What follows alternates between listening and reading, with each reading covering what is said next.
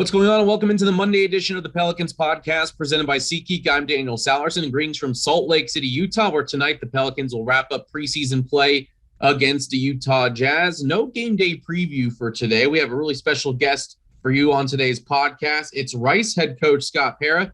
And if you don't know him, he coached Trey Murphy back when Trey was at Rice from 2018 to 20. He's now the head coach. He was an associate back when Trey was in the fold there at Rice. Coach, how are you? Good to talk to you. I'm doing fine. Thanks for having me.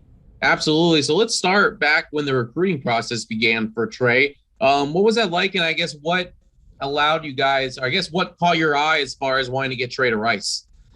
Well, it's an interesting story and one I've told a few times and people have a hard time believing. They always do when they get in the NBA, like how can that be true? How can that happen? Well, you know, Trey was interesting because he was so physically immature at when we met him or when we first saw him. And one of my assistants at the time had seen him play in April and said, "Hey, coach, this kid on our radar.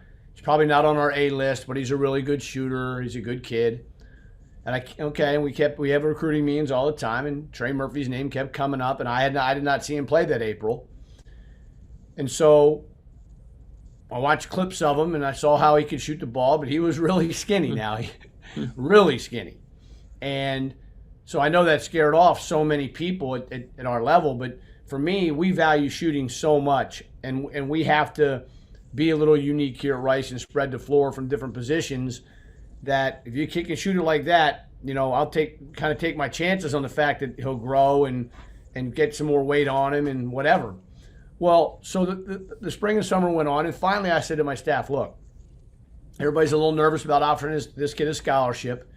The first evaluation period in July, you put me on Trey Murphy's court, wherever he's playing, and I'll watch him, and then I'll make, it'll all fall on me. It'll be my judgment.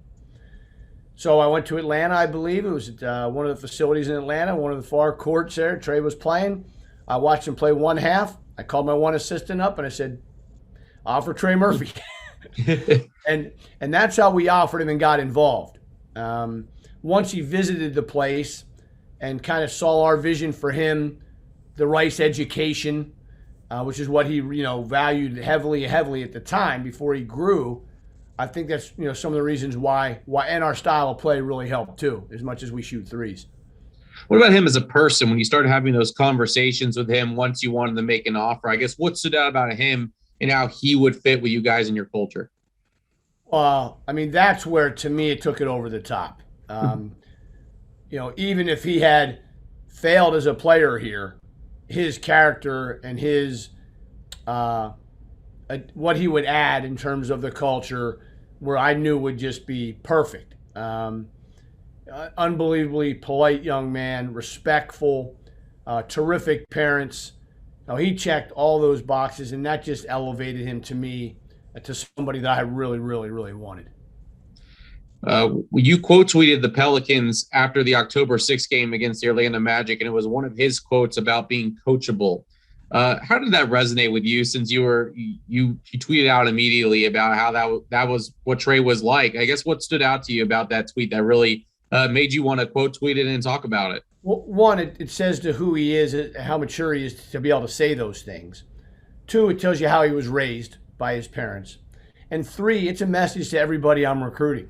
Yeah, exactly. And a message to everybody on my team, because Trey was different. And there were hard days. And Trey, if he was on here, would tell you.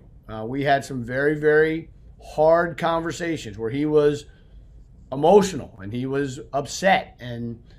And for a coach, you're not trying to make the kid upset or, send him into an emotional tailspin, but you're also making sure you're hammering home the point that if you want to be great, like if you truly want to be great, everybody says it, then these are some of the things you're going to have to take and listen to and go through here with me on these film sessions. And he just was such a great kid. He just keep coming back every day. When he played well, when he played terrible, when he had a good practice, when he had a bad practice, he just wanted to learn. And so he let me coach him hard, and I think somewhere along the line that helped him. What always sticks out to me when we get to go watch practice is he always says hello to us before he starts practice. That's just something that not everyone does. It's nothing against everyone that doesn't, but it's just something about that as a rookie that really stands out. And we also talked to veteran Garrett Temple the other day, and he talked about how Trey Murphy's been a sponge the entire time, trying to soak in as much information as possible. Was that the same way with you there with him at Rice? Yes, to all those things you just said. Like he has great awareness of everybody else around him, and he's one of those guys that, you know, we always talk about energy givers and energy takers. You know, and Trey enters a room and the room gets better immediately, and that he has that personality. People want to be around him and you know, talk to him and get to know him, and he's more than willing to do all those things. And he did it here, even when he was a scrawny little freshman averaging 8 points a game. So I knew he had all those characters checked, those boxes checked. When he first started at Rice, how did you see his progression in the 2 seasons that he was with you all? He averaged around 8 points per game in year number 1, got all the way up to 14 in year number 2. What was his progression like, even on and off the court from year 1 to year 2? So interesting because of his physicality, his body. We couldn't put weight on him because he kept growing. It makes it impossible. Like, you're growing a half inch every 2 months or whatever it was, and so we could never keep weight on him. So he stayed skinny for an entire year, real skinny, which affected his ability to establish great core strength to handle those movements. And so he really struggled defensively for us as a freshman. And it was a physical issue, not a desire or mental issue, because he wanted to do it. His body just wasn't allowing him to do it. And I would literally show the staff clips of, look at Trey, like he can't hold his ground right now. He can't, because he's just all arms and legs. And then he grew a little more going into his sophomore year, but he was able to start putting on some muscle because he was maturing now into a man, and that helped him a little more. He was not a great defender when he was with us either year, but he got better because he wanted to be one. And I knew when his growing stopped and the muscle continued to go, that he would become a pretty good defender because of his length, his awareness, and his willingness. And all that happened for Tony at UVA, which to me was great to see because he has an elite skill. I mean, and so his developmental, you know, the other part of it as a freshman I considered was redshirting him because he just physically wasn't ready. But we weren't in a position in the program to do that. You know, we needed his shooting. And also, I tend to not redshirt guys here because at the end of the day, it's hard to keep them here for 4 years anywhere these days, right? Keep him here, you know, for 5 years. So we didn't redshirt him, and ended up, I'm glad we didn't. He averaged 8 points a game. He shot over 40% from 3, got great game experience, and then as a sophomore, he led us in minutes, shots, and points. When did you maybe consider that he might be able to take the next step and go to the NBA? Whether it was with you, whether it was at Virginia, at what point were you like, you know, if he continues to grow and continues to get stronger, continues to shoot the way he does, and maybe he has another chance to take it at the next level? Did you ever have that kind of mindset whenever he was there with you? I did. And I shared it with different people within the program and within administration. You know, I thought we had something special. You know, a lot of things had to happen, though. A lot of things had to go the right way, and they all did, as it turns out. But I thought he could be something special. He just was such a great shooter and was such a great kid that if he grew and he got tough enough and he could put on enough muscle and be better defensively, and it all kind of just, you know, went in that direction, and maybe a little faster than I thought. I didn't know he'd be done, you know, be a 17th pick in 3 years. I thought maybe after 4 he'd be a first-round pick or have a chance to be. And so this has just been awesome to see, and, you know, really happy for him. What was it like on draft night for you, being able to see him get picked in the first round? Yeah, really cool. Really cool. I mean, Trey, he's always been means a lot to me. This is my 31st year of coaching. He's one of those kids you'll never forget. And to see that dream, him achieve that dream that he wanted so badly, for that to happen as a coach, you know, it was just warmed my heart. It warmed my heart for Albita and Kenny, his parents, and for Trey. And And I'm really happy for the Pelicans because they got a terrific young man and player. And now we're starting to see why. How'd he make it to 17? The way he's been playing so far in preseason, given it's only 3 games, and I know things can change, but the way he's shooting the ball, he had 6+ threes in his first 2 preseason games. I think I'm starting to wonder how the heck did he fall to us at 17? Well, the one thing I can tell you is the NBA game suits him well. With his size and his ability to shoot, and you guys have guys that can get that ball in the paint. I mean, he's going to get some opportunities, and he's going to make 45% of them. So that'll keep him in that league for a long time.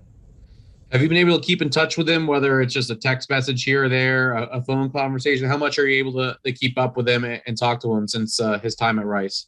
Well, I keep up. We'll talk a lot. I mean, draft night, he FaceTimed me. He invited me to the draft party. I couldn't make it because obligations here with my own team, and that really hurt me. I really wanted to be there. I was so torn. He was in at my camp. He came and visited us a couple weeks later. He spoke to my kids at camp. I text with him, as he's going through this, and agents and now Nike and the stuff he's doing. I follow everything, and we'll continue to stay in touch. He means a lot to me, and really glad that we had a good experience together, even though in the weird world of the transfer, but even more importantly, the weird world of COVID, which I think played a factor in all this, that he loved his time at Rice and that we loved our time with him.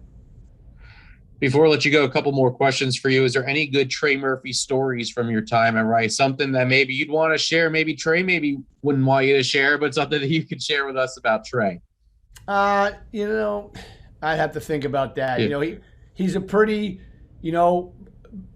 low-key, off-the-court guy. He just wanted to get better, and those film sessions are the ones that, I kind of tell the stories about of how much he wanted to learn in that whole sponge thing. But I won't embarrass him on here. Okay, maybe another time I'll ask him about some stories if we can shoot around this morning. What should Pelicans fans know about him then? I know we're starting to get used to him a little bit. He's been great with us. As you said, very approachable. What should Pelicans fans want to expect from Trey, and what should they know about him? Well, number one, you're seeing it already, the personality, the kindness, the character, but also accountability. Trey will, on the nights Trey doesn't play well, and the 82-game schedule, there's going to be plenty of nights he doesn't. He'll hold himself accountable, but the fans can rest assured, the fans know he's in the film room with the coaches, or he's in his hotel room watching those clips, and he's doing everything he can to get his mind right and body right to not let those things happen again. That I can tell you. And then the nights he's on, you're going to see some special nights. I mean, he might hit 8 or 10 threes in a game and do some things that people are like, whoa, wow, how did he fall to 17? Well, wow, how did Rice get him, right? It's, he's that type of guy, and that's what he's going to provide. Coach, how are the Rice Owls looking? I know you all are gearing up for the upcoming season. How are you all looking here? Because the games will start in less than a month. We're very excited. I think for the first time in my 5 years as head coach, there's going to be some expectations on us to be pretty good, and that's what you want. We've worked very hard to get expectations. If you never have expectations, you're never any good, right? I mean, you always stink. So yeah. We returned 5 starters from a 15-13 team. We added some key pieces too in the transfer market and in freshmen, and the kids are in a good place. We're excited for the season. Coach, we were excited to have you on. We'll have to check in with you throughout the season. Scott Pera, Rice head coach, and a coach of Trey Murphy back when he was there from 2018 to 2020. Coach, I really appreciate the time. I know you are gearing up for an NCAA season. We wish you all the best of luck, and we'll talk to you soon.